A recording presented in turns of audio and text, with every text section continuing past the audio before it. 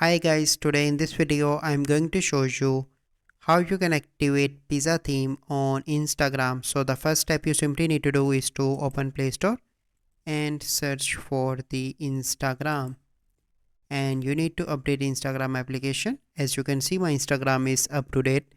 Then you need to go back and open Instagram application from here. Then you need to click on the messenger icon, and from here you need to select any conversation, and then you need to click on your name, and from here you need to click on theme, and from here you can see pizza, so you simply need to select pizza theme, and here you can see that pizza theme is activated for this conversation. So this is the complete process by which you can activate pizza theme on Instagram. So I hope you find this video helpful. If you find this video helpful, must like this video, subscribe to our YouTube channel for future videos. We'll see you in the next video. Thank you. Have a good day.